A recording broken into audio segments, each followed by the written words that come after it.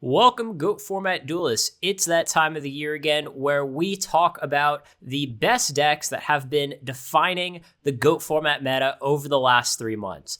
We've got some old stuff, we've got some new stuff, we've got some old stuff with some new stuff. So let's dive right into it. Welcome to GOAT Duels, I'm ACP. For our first deck of the video, I'm going to start by addressing our elephant in the room.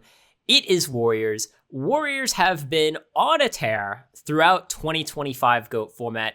They did very well in the first quarter of the year, also done very well in the second quarter of the year. There are lots of different deck lists that I could have highlighted, but I decided to go with this second place list by Dueling High 101. Now, Dueling High 101, this is a great GOAT format player, someone who's played Warriors a lot, someone who has won a lot of tournaments with Warriors, and someone who I think is in contention for Player of the Year in 2025 GOAT format. Now, this list here is mostly pretty standard, but there are some new choices, and I do think they are very, very important to talk about. Yes, we can see that the monster lineup is a little different from normal. We've only got 2 Blade Knights. I'll be honest, I think I would like to just see this Magician of Faith become a 3rd Blade Knight. Yes, obviously both these cards are good, but I think the Blade Knight is better in this kind of strategy. But I know some people like to play the Magician of Faith. Check out this Mask of Darkness, though. I think I'm higher on Mask of Darkness than most other players. I featured it in our most underrated GOAT format cards video a while back. We haven't seen this in any other Warrior lists. I think this might just kind of be a case of this player trying out new things and seeing what works and what doesn't. I do think the old strategy of just sort of throw spaghetti at the wall and see what sticks, I think that is something that more GOAT format players should be doing. The only way to get an edge on your competition is to try out stuff that other people aren't trying out. Now, this mask, I mean, it's got a lot of good targets, right? Just like Magician of Faith, we know, hey, we've got the Trinity pieces for Magician of Faith. With Mask of Darkness, well, I mean, we've kind of got our own Trinity, right? Mirror Force, Torrential, Ring of Destruction. Also, Solemn Judgment is a very good target for Mask of Darkness. I'd say overall, the best target for Mask is Ring, especially in an aggro deck. We can ring something, ring again, deal our opponent a bunch of damage, close out games very quickly. So, Mask of Darkness definitely has some power here. Even turn 1, it's like we can set Mask and Jargreed, and then if they attack into our Mask, we flip up the Jargreed, draw a card, get back the Jargreed. So yeah, overall, actually, I think I like Mask of Darkness better than Magician of Faith in a deck like this, but to each to their own. What I think is more important to talk about, though, is Jargreed. Now, Jargreed has seen quite a lot of play in GOAT format in recent years. I know some people really like this card. Some people think this is a wasted slot. It's overrated. Me personally, I view this as being kind of a filler card, but I view it as being a necessary filler card in a deck like Warriors. Me personally, last time I played competitive Yu-Gi-Oh! In advanced format, I was playing 3 Upstart Goblins. People would always ask me, why are you playing 3 Upstart Goblins? And my answer is basically along the lines of, well, I have to because I can't come up with 40 playable cards for my deck. And I feel like Warriors are kind of in the same boat here, right? Say just for the sake of the argument, you decided, I'm going to cut these 2 Jargreeds for 2 other spells or traps. What spells or traps are you going to play instead, right? What can you think to put instead where you're like, oh yeah, this card would just be much better than Jargreed? I mean, you could play something like Book of Moon, but I think Book of Moon's kind of situational. Yes, in this build, we've got 2 flips, but most Warrior decks don't have 2 flips. So maybe Book of Moon. You could play Mind Control, but Mind Control, again, it's also very situational. Yeah, it's good against most of the Chaos decks, but then in the mirror, it's just a dead card. I know some people would say, I'd play the 3rd Dust Shoot. I mean, yes, you can do that, but honestly, I don't know. I mean, 2 Dust Shoots always worked better for me. I feel like 2 Dust Shoots is the perfect number. Yeah, you can play the 3rd Sakuretsu armor, but that's another thing where it's do you really need the 3rd Sakuretsu? So for me, I just feel like you play Jargreed just to make your deck more consistent and not get stuck with having to play some card that's kind of suboptimal or situational, or you don't know if it's going to be good. So me personally, if I was playing Warriors, I would play the Jargreeds. I think you should too. Pretty much everything else in this deck is pretty standard. I'm not going to talk about it too much. These are all the spells that warriors typically play. Again, yes, I know sometimes you have the one of book, the one of mind control. I feel like it's kind of weird to play book in a deck like warriors because you don't have a lot of synergies with it. Yes, book is technically synergy with Mystic Swordsman level 2, but like it's pretty bad synergy. You're not really happy about doing that. If you're in the right meta, I definitely think you could main mind control, but it's certainly not like a standard choice. And then like these are pretty much like all the standard traps. Yes, the Jargreed here makes us have 15 traps. All of the other like 13 traps are standard, right? The 2 Sakus, the 2 Dust Tornadoes, the 2 Dust Shoots, 3 Solemns, and then the power traps. Again, yes, you can play the 3rd Dust Shoot, but you really don't have to. Side deck, I would say, is also pretty standard. You see a lot of people nowadays like just siding the spies for the Warrior Mirror. It can be 2 spies or it can be 3 spies. And then you also have like the Mobius to pair with that, right? In the mirror, hey, we're going to wall on our spies and then we're getting tribute from Mobius. I think that's totally fine. You've got a Tsukiyomi and a book to deal with your opponent's Thousand Eyes Restrict. We've got the mind control so that we can side it in for those matchups where it's good and then not have it in the matchups where it's bad. Mystic Walk, Dust Tornado, anti-burn cards. Sakuretsu, that's an anti-aggro card. And then the 3rd Dust Shoot, that is our anti-chaos card. You know, we've also got like the Cliff the Trapper River. You don't see that too much, but I think it's fine. It's good against burn, and it's even good against burn decks that like aren't super heavy on like the Ojama Trio stuff, right? It's good against like Stall Burn. It's good against even stuff like Pac-Man. It's also good against Library FTK if you happen to run into it, just because in those non-FTK matchups, you want to blow up like the Convulsion of Nature, right? So if they like end on a Oath Convulsion and don't FTK you, you play the Cliff, start blowing up the continuous spells. And then monsters for the mirror, we've also got Zombira and Cypher Soldier. I like Zombira better. One thing that I like Zombira for in mirrors is that if other people are siding in spies, well, Zombira can attack over 1 spy, which, I mean, it's not game winning, but it's something. You know, Zombira can attack over Blade Knight. That's great for you. So, yeah, I like the Zombira more, but, I mean, I don't know. I guess you can go either or on that. Our second deck is a standard Chaos Turbo list from IMFBN. I believe this was from an IRL German tournament. Someone can correct me if I'm wrong. I decided to feature this list just because I think this is like the most standard of the Chaos decks you'll run into. All of the choices here, they don't really stick out. They're very sort of no nonsense, middle of the road cards. I do, however, think that there is some room for improvement here. You could compare a list like this to, say, Anthony Alvarado's lists that won Worlds last year, but then you'll immediately notice some differences. One being the 2 Night Assailants. Now, in this particular list, we only have 4 discard methods, right? We have the 1 Tribe, we have the 1 Graceful, and we have the 2 Raigeki Breaks. I think Night Assailant is going to underperform in a list like this because you don't have that many ways to discard it. And that's the main reason that you're playing it. Like, yes, Night Assailant, it is also a Man-Eater bug, but you don't want your Night Assailant to be a Man-Eater bug most of the time. The big value out of the card comes from discarding it. So if we were playing a card destruction, I think this card would be better. If we were playing another discard trap, I think Night Assailant would be better. Given that we're not doing that, which is fine, by the way, I would be tempted to go the route that like Anthony did. You know, he cut the 2 Night Assailants for the 3rd Dakochi and the 3rd Magician of Faith. I think that's good. I think playing the 3rd Dakochi is definitely something a deck like this would happily do. Of course, Dakochi is a great card. You know, you could also even main deck a Kaiku. You could main deck a Spirit Reaper, you know, main deck some sort of other tech card that is good against the expected meta and that you're going to get more value out of in comparison to Night Assailant. You'll notice here we've also got 1 Book of Moon. Anthony's list played 2 Book of Moons. Some lists play 0 Book of Moons. If you're not sure, I think you should probably go with 1. 1 of Book of Moon, it is rarely going to be dead, guys. I know some people think that like Book of Moon is just like a terrible card now, but we've got, how many flips do we have here? 2 Dakochis, 3 Spies, 2 Faith, 2 Night Assailant. That's a lot of targets for your Book of Moon. We can protect like a BLS from a Ring of Destruction or a Snatch Steal. You're going to love Book of Moon here. Book of Moon performs a lot better in a deck like this than it does in something like Warriors, for example. Also, something that I'm not sure about is 3 Solemns in the side. I actually like Solemn Judgment as like a main deck 1 of, and that's it. Or even a main deck 2 of. Solemn Judgment, it can be pretty good in mirrors. It can be pretty good against a deck like Goat Control or Chaos Control, really just any sort of control mirror. I think 1 of Solemn can do very well because statistically speaking, the fewer copies of a card you play, the more likely you are to see that card later in the game. Solemn Judgment, it's not a card that you want to use early game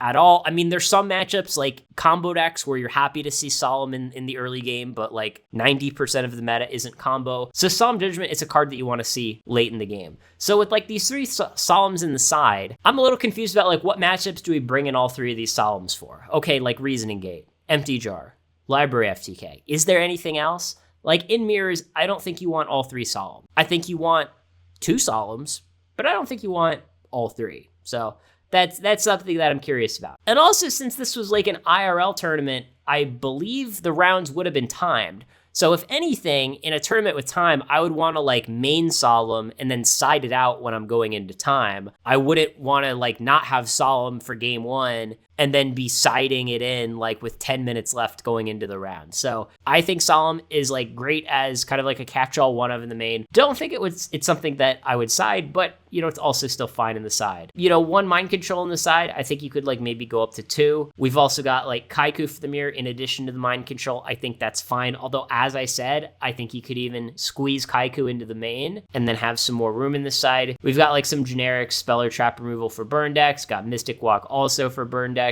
Azura Priest I also think is pretty good in this side, you know? Like having a light monster that you can side in, make your Chaos Sorcerer a little more consistent, I think that's really good. Azura Priest, you know, you sided in against Goat Control, you sided in against Chaos Control, even probably something like Reasoning Gate, right? You can kill a bunch of goats there too. So this is a very standard deck. I think it's a good deck. Clearly it's a deck that can win tournaments. This player did, but I still think there are some small improvements that could be made here. Third, we've got a Chaos Return deck. This is a first place list from Nate Dogg. Nate Dogg, this is a player that we've seen before. He's always been playing Chaos Return and he's got a good track record at this point. I wanted to feature this deck just because like I think as GOAT format players, we need to acknowledge that like this is a meta deck now, right? Like Chaos Return, it used to be kind of like a dark horse pick to win a tournament. We know that Dingo Sig won Worlds with it back in 2023, if my memory serves correctly. So this is a deck that has been on the map for quite some time, but it's starting to take more territory on the map, metaphorically speaking here. And yeah, I mean, I think at this point, like Chaos Return is a bigger meta threat than even something like Goat Control. I know some players, you know, they're Goat Control enthusiasts. They're going to hate to see me say that, but this deck just has a lot better choices for the modern GOAT format meta than something like Goat Control, I feel. You know, in a competitive tournament, there's a pretty strong chance that you're going to see at least one Chaos Return deck in the top 8. It is something that you need to be prepared for. Why is this deck so good? I mean, I think part of the reason that this deck is a little underplayed is it just kind of looks like a pile of cards. You're like, really, you're playing Shining Angel? Like, that card's garbage. Oh, you're just randomly playing like 2 Blade Knight with 19 monsters? Like, that card's garbage. Oh, why are you playing 2 Book of Moons? That card's garbage. So like, on the surface, a lot of the cards in this deck don't seem very strong. But of course, the catch here is we've got Return. This deck is kind of playing the style of, hey, we're sort of like a mid-rangey,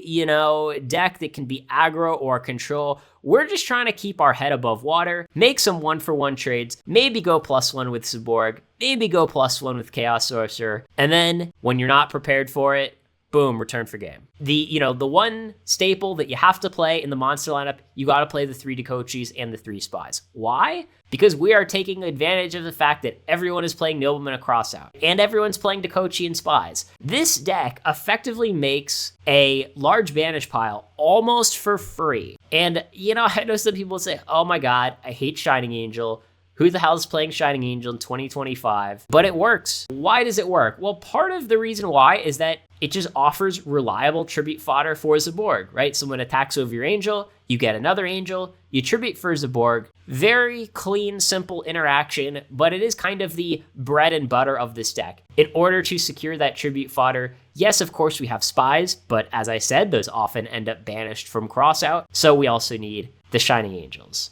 Shining Angel is also one of your key cards in the aggro matchups, right? Against a deck like Warriors, you sort of need it to keep your head above water, right? You just keep that Shining Angel in attack mode, they attack into it, you search another Shining Angel. If they start, playing lots of monsters to try to clear out all those angels, well then hopefully you've got like a Mirror Force or Torrential. Now, the Blade Knight, I don't think you have to play 2 Blade Knights. I really don't. It's a pretty decent card, but it's not as good in this deck as it is in a deck like Warriors, right? Often we're going to have like Chaos Monsters clogging our hand, we're going to have Zaborgs clogging our hand, and we're not actually going to get the 2000 attack Blade Knight.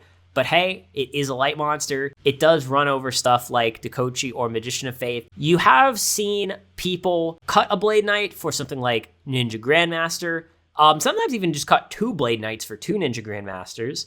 I think you can do that if you want and you're really expecting to see like a lot of spies or other defense position monsters. I also saw one winning list from this quarter that was playing Tribe instead. Problem with Tribe is it's not light or dark. I don't feel like you need something like Tribe to clear out spies. Like we've got Zaborg, we've got Chaos Sorcerer, and you can play Ninja if that's really something you're worried about. So Tribe is an option, but I don't really think it's something that you need much. And also you can play like a Kaiku instead, right? I think Kaiku is a pretty good card right now, right? You play it for the same reasons that any deck does. Great against Chaos. And even sometimes your Kaiku will get stolen by a Snatch Steal, and they might even use your Kaiku to banish stuff from your grave and set up your return for you. Dust Tornado, great card in this deck. You can use Dust Tornado's second effect to sneak a return into play. You definitely could main the second Dust Tornado. The problem is, what do you cut for it, right? There's not really room for the second Dust Tornado, unfortunately. And I'll even say too, like if you're looking to something to cut one of these Blade Knights for, you can play Roulette Barrel in the main deck. I think people forget about that a lot. Roulette Barrel, it's definitely a card you can play in the main deck, especially if you're expecting a meta that is heavier on aggression, right? If everyone at your locals loves to play Warriors and Earth aggro, I think you just bring this Roulette Barrel into the main deck. I still like the 3 Mind Controls on the side. That's kind of an ACP special. I know some other people play this deck, they'll just side 2 Mind Controls instead. You can do that too, but for me, it's like Mind Control, you bring it in against Chaos. It's almost always like a really sick card and you just want to see it like all the time. So why not side 3? And then, we got like some anti-aggro stuff here in the side. Saku's Widespread. I think your aggro matchup is pretty decent, So yeah, I love to see this deck winning tournaments. Not just Nate Dogg, by the way. There was a player by the name of Gulaz, I believe, that won an IRL tournament with almost an identical build. I think the main deck was 1 card different from this. So Chaos Return, it is not just a flash in the pan. Anyone can win with this deck, and I honestly think there's a lot of people out there where if maybe you normally play Chaos Turbo or whatever, I think you could switch to this, and in many cases, you would probably win a lot more games. I think this deck is, in many ways, more consistent, better against the meta. Yes, I know we can't like capitalize super hard on our Trinity pieces, right? We don't have the broken Thunder Dragon graceful openings, but we got a lot of great tools to deal with the things that people are going to throw at us, and at the end of the day, that matters quite a lot. Now, for our 4th deck here, this is a bit of a wild one. This is a top 4 deck list from Simon239, and for my 4th deck for this video, I wasn't really sure what I was going to feature. I was like, should I make it a Goat control deck? Should I make it a Chaos control deck? But I decided to feature this deck because this isn't the first time we've seen this deck before, but I've kind of avoided talking about it until now. And I did talk on Discord with like a couple of players who use this deck, and they all tell me the same thing. They're like, yeah, this deck looks awful on paper. Everyone always makes fun of me for playing it, but I keep winning and I don't know why. And I'll be honest with you guys, I don't know why either. Because to me, it's like this deck definitely does look like a pile, but it's got good cards in it, right? It's got BLS, it's got Chaos Sorcerer, it's got Raigeki Break, it's got 1 Trap Dust Shoot, but you could play more. Even Injection Fairy Lily, I think, is just like a really good card. So this is just kind of like a good cards deck. It's not really aggro, it's not really control. I would say, yeah, like on the spectrum, it's probably it's probably what I would call a mid-range deck, but I think it is closer to the aggro side of the spectrum than to the control side of the spectrum. You'll notice that like we don't have any monsters that we're going to set. We're kind of playing the game of, I'm going to make your crossouts dead. Yes, you can set Sangan or you can set DD Warrior Lady, but you usually don't want to. So this is mostly an aggro deck. The plan is summon monsters and attack. We've got our standard Blade Knight, Mystic Swordsman, Danzalug. We got Reinforcement of the Armies as, as the toolbox. We've even got one Zombira the Dark. I don't think you have to play it. We got a Chaos Sorcerer because why not? Kind of harkening back to the old days when people thought that warriors were supposed to have Chaos Sorcerer in them. And the spells and traps, fairly standard as well. It's interesting, we do have card destruction. Notice that there's no Night Assailant or anything in this deck. With this card destruction, we're kind of just discarding Sinister, Thunder Dragon, maybe, I don't know, discard a dead Dust Shoot or something if we have to. We've got the Kaiku, a lot of one-ofs here, which again, I think is fine. And I think the plan here is basically, hey, against like your standard Chaos deck, you're kind of playing the aggro game. You're attacking their set monsters with your Blade Knight and Mystic Swordsman. And then versus like a Warrior Mirror, you're kind of doing the opposite, right? That's kind of why this is almost what you would call a mid-range deck, where I think you're trying to rely on having more card advantage, having more answers, like in the form of Raigeki Break. Against Warriors, we're only playing one Dust Shoot, so like we don't have as many dead cards against them. And against Warriors, we can rely a lot on that main deck Zombira the Dark. That, of course, is searchable. So, is this a deck that you should play? I don't know. I think it's worth trying.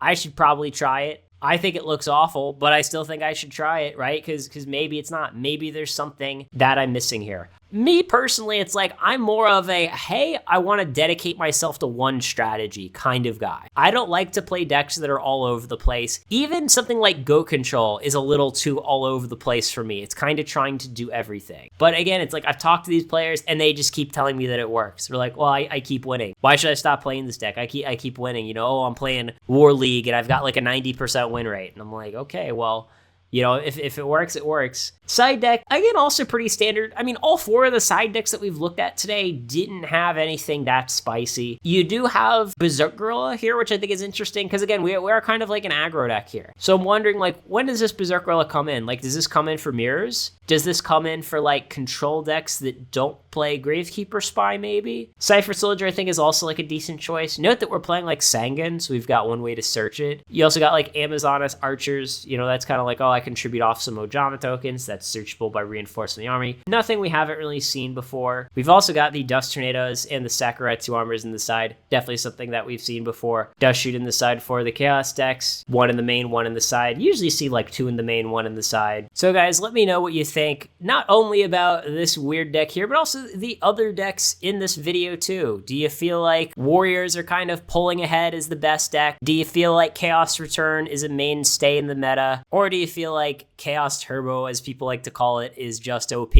and no one should ever play anything else?